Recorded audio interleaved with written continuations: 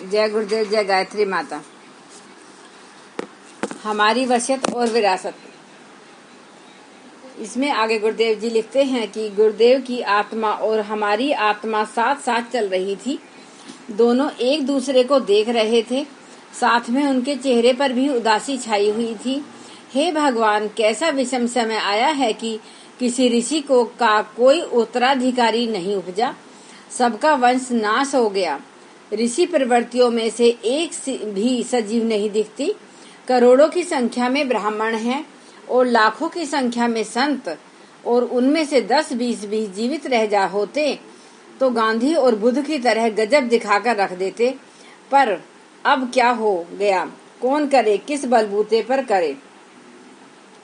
राजकुमारी की आंखों से आंसू टपकने पर और कहने पर कि वे दान उदर यशस्वी अर्थात वेदों का उद्धार कौन करेगा, इसके उत्तर में कुमारिल भट्ट ने कहा था कि अभी एक कुमारिल भट्ट भूतल पर है, इस प्रकार विलाप न करो। तब एक कुमारिल भट्ट जीवित था।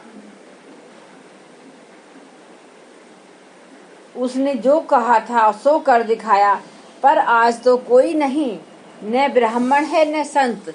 ऋषियों की बात भी तो बहुत आगे की है।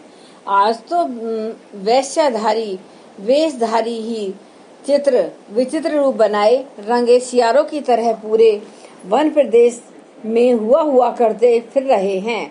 दूसरे दिन लौटने पर हमारे मन में इस प्रकार के विचार दिन भर उठते रहे। जिस गुफा में निवास था, दिन भर यही चिंतन चलता रहा। लेकिन गुरुदेव उन्हें पूरी तरह पढ़ रहे थे। मेरी कसक उन्हें भी दुख दे रही थी। उसने कहा, तब फिर ऐसा करो, अब की बार उन सब से मिलने फिर से चलते हैं। कहना आप लोग कहें तो इसका बीजारोपण तो मैं कर सकता हूँ। खाद पानी आप देंगे तो फसल उग पड़ेगी, अन्यथा प्रयास करने से अपना मन तो हल्का होगा ही। साथ में यह भी पूछना कि शुभ आरंभ किस प्रकार किया जाए, इसकी रूपरेखा बताएं। मैं कुछ न कुछ अवश्य करूँगा। आप लोगों का अनुग्रह बरसेगा तो इस सूखे शमशान में हरितिमा उगेगी। गुरुदेव के आदेश पर तो मैं यह भी कह सकता था, जलती आग में जल मरूंगा, जो होगा हो उसे हो जाएगा, तो होता रहेगा। प्रतिज्ञा करने और उसे निभाने में प्राण की साक्षी देकर प्रण तो किया ही जा सकता है। यह विचार मन में उठ रहे थे। गुरुदेव उन्हें पढ़ रहे थे। अब की बार मैंने देखा कि उनका चेहरा ब्रह्म कमल जैसा खिल गया। दोनों स्तब्ध थे और प्रसन्न भी। पीछे लौट चलने और उन सभी ऋषियों से दोबारा मिलने का निश्चय हुआ, जिनसे कि अभी अभी विगत रात्रि ही मिलकर आए थे। दोबारा हम लोगों को वापस आया हुआ देखकर उनमें से प्रत्येक बारी बारी से प्रसन्न होता गया और आश्चर्यान्वित भी। मैं तो हाथ जोड़े सिर नवाए मंत्रमुग्ध की तरह खड़ा रहा। गुरुदेव ने मेरी कामना, इच्छा और उमंग उन्हें परोक्षित परावाड़ी में कह सुनाई और कहा, यह निर्जीव नहीं है, जो कहता है उसे करेगा भी। आप यह बताइए कि आपका जो कार्य छूटा हुआ है उसका नए सिरे से बीजारोपण किस तरह हो। खाद पानी आप हम लोग लगाते रहेंगे तो इसका उठाया हुआ कदम खाली नहीं जाएगा। इसके बाद उसने गायत्री पुरस्चरण की पूर्ति पर मथुरा में होने वाले सहस्त्र कुंडलीय पूर्ण आहुति में इसी छाया रूप में पधारने का आमंत्रण दिया और कहा, यह बंदर तो है पर है हनुमान,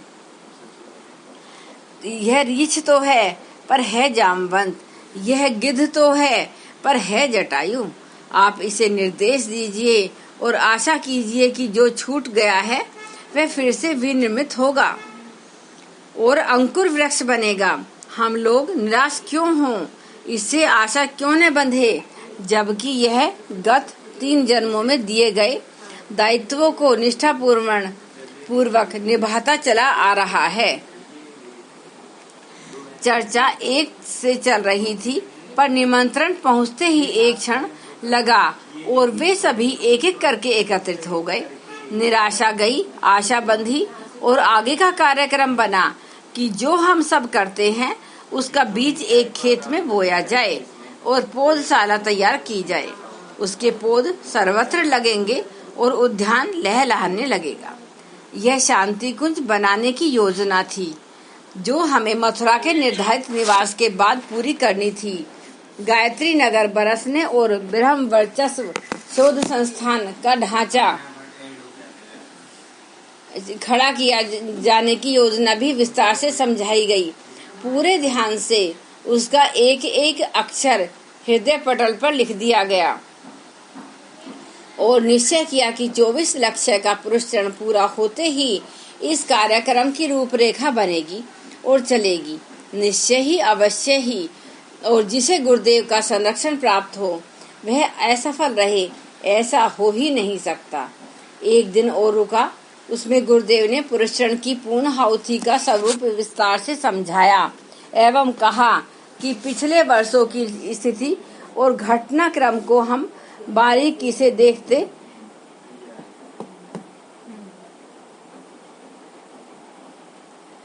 समझाया और कहा कि पिछले वर्षों की स्थिति देखते रहे हैं और उसमें जहाँ कुछ अनुपयुक्त जचा है उसे ठीक करते रहे हैं। अब आगे क्या करना है उसी का स्वरूप समझाने के लिए इस बार बुलाया गया है। पुरस्चरण पूरा होने में अब बहुत समय नहीं रहा और जो हो रहा है उसे मथुरा जाकर पूरा करना चाहिए। अब तुम्हारे जीवन का दूसरा चरण मथुरा में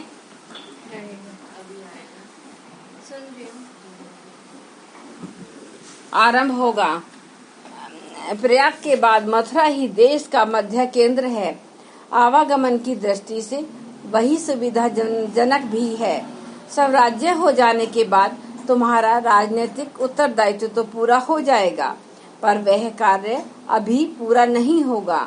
राजनीतिक क्रांति तो होगी, आर्थिक क्रांति तथा उससे संबंधित कार्य भी सरकार करेगी, किंतु इसके बाद 3 क्रांतियां और शेष हैं जिन्हें धर्मतंत्र के माध्यम से ही पूरा किया जाना है।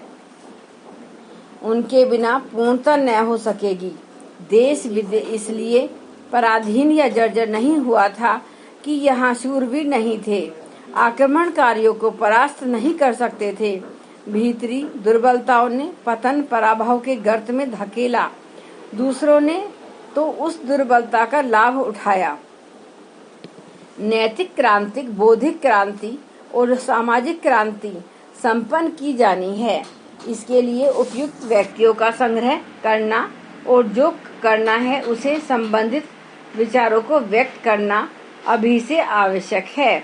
इसलिए तुम अपना घर गांव छोड़कर मथुरा जाने की तैयारी करो। वहां छोटा घर लेकर एक मासिक पत्रिका आरंभ करो। साथ ही क्रांतियों के संबंध में आवश्यक जानकारी देने का प्रकाशन भी। अभी तुमसे इतना काम बन पड़ेगा।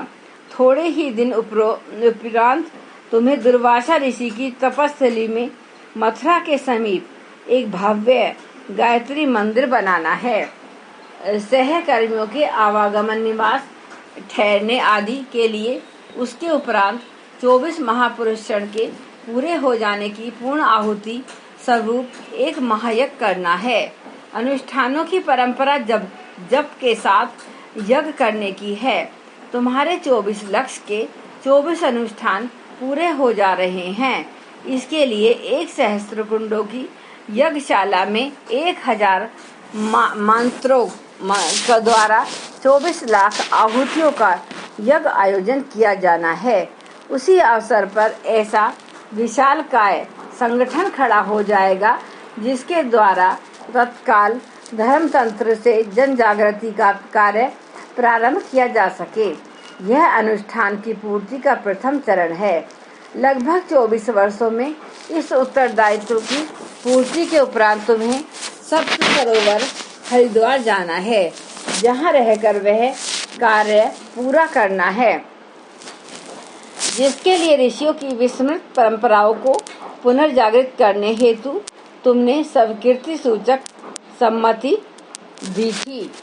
मथुरा की कार्यशैली आदि से अंत तक किस प्रकार संपन्न की जानी है, इसकी एक सुविस्तृत रूपरेखा उन्होंने आदि से अंत तक समझाई।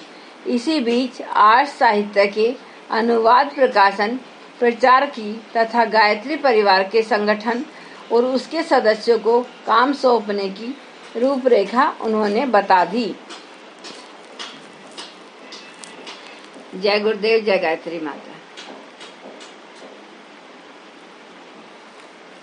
एक बार गायत्री मंत्र हमारे साथ साथ। ओम भूर्भुवः स्वः तत्सवितुर्वरेण्यं